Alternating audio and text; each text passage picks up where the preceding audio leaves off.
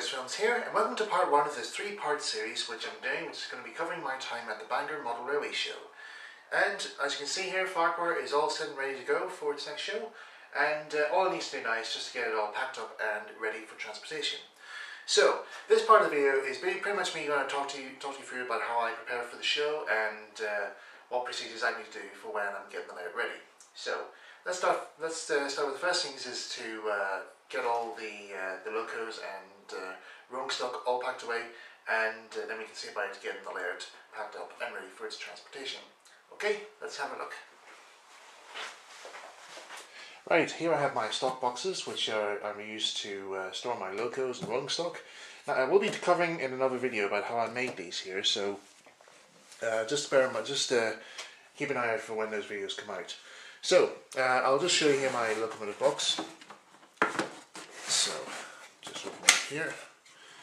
So that's just the way she does to tell children and parents to keep away from tracks. And here you see, let's try this left side here. You see my engines all ready to go. So they're all packed away nice and snug and ready to move on. And underneath here is where I have my spare engines and also my locomotive servicing toolbox. So, so that if anything goes wrong with the engines, I'm able to get access to it right away. So, also, in case you're wondering here, my spare engines that I'm bringing is my E2 model of Thomas and Stepney. So they're going to be coming on as well. I do have another box where I have other engines which I'm going to be working on during the show in between the latest operations. So if you're ever at the show, you might be able to see me working on them or working on a new model for the layout. So that'll be really cool to see. So that's for my engines, and here's for my rolling stock. So once again here, these are all in trays. So as you can see, I have Annie, Clarabelle, Henrietta and my siphon, and here we have my good stock and quarry trains. So that's them all nice and snug, ready for the off. Now, as well as having my stock boxes, I also have to prepare for any other cases of emergency. So I have 2 toolboxes. So this is one toolbox I have, and just down here as well, I've got another one as well. So these 2 boxes are for all my tools and equipment that I would need in case anything would go wrong on the layout. So I have, like, you know, my scalpels, my soldering iron, any bits of wire, any tools like pliers, stuff like that. They're all there, and I'll be able to get them all out and fix any problem that the layout may have during the show. Now, also, which I had to recently get was a new curtain or a new drape to put around the layout, because my old one, I don't know where it was. I don't know where I left it there, because the last time I saw it was when I put the layout into storage, but I couldn't find it again afterwards. So I got myself a brand new one out of a bedroom shop, and I'll do more talk about this maybe in another video as to how you can get one of these. So I had to get one of those bought and made up, so that's okay. Now, also at the show, even though I do know how to run the layout, I also have to bring my manual as well. It's just a wee manual book that I made up, just to in case I need anybody to look after the layout for me whilst I'm walking around the show.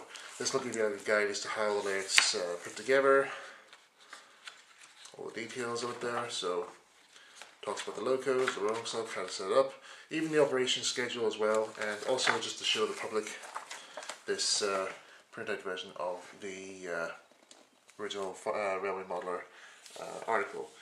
This one was from Tank Engine Collectibles, so I hope he doesn't mind me using this here for showing to the public, just to give them an idea as to what the original layout looked like. So I'm going to be bringing my manual with me, and I don't know whether or not, I don't think I'll be wearing this at the show, but I just thought I might do this for the fun of it. And I've seen people wear these, yeah, the traditional grease top cap, but a little bit of a Easter egg there is that I actually have a little Thomas badge there, if you can see there. Now this is actually the same one, well not the exact same one, but it's the same type that was used that Ringo Starr wore in the Thomas & Friends Series 2 promotional pictures if you look online. So that's the badge that he wore. So I managed to get one of these off eBay, and that's now my cap badge for when I'm exhibiting at shows. So I don't know if I'm going to be wearing that or not, but I'll bring it along just in case if anything happens.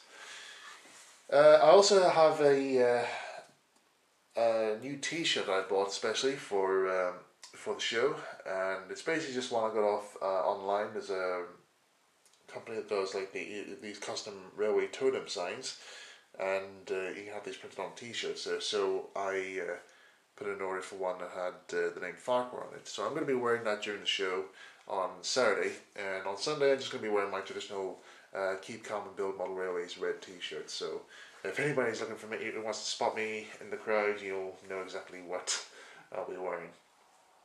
Right, that's pretty much what I have at the moment. Also, what I do also need to bring is some lights as well, and some plugs, like an extension leads out there, as well as an RC, I think it's called an RCB plug as well, just to make sure that no short circuits or anything happens and it doesn't damage the LED's electrics. So that'll make sure everything's all running okay. Let's make sure everything's all okay and safe. And yeah, that's pretty much it. So all I need to do now is to get the layer packed up and ready for the off. Right, now before I actually fold up the layer, the first thing we need to do is to disconnect the track wires here that cross over the joint on the layout.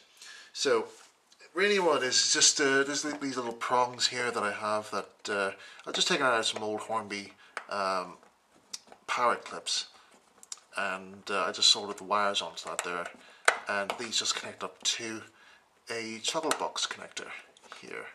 So it's very simple here, just unscrew it here, and also on the bottom I've actually color coded the side so I know which wire goes to what area of the layout. So that's that connected, and now I can be able to fold up the layout.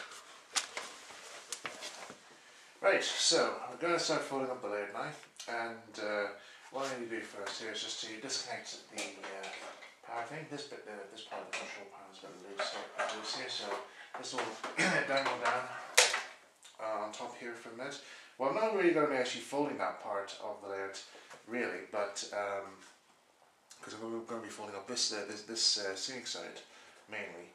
But a wire has just come out of the crossover section here for the connecting the track up. So I'm just going to fold this bit over the board, this part of the board over, just so I can actually fix this little issue, and then I'll be able to sort out, fold the board up to the correct location. So just remove any loose items that may be on the layers. It's just maybe just three buildings actually. Now the layers connected together with these little box clamps here. It's just very simple, just unclip it there, and very, very carefully just take hold of one end of the board and lift. It's simple as that. Also make sure the brakes on the table is on, otherwise the layer would roll away on you.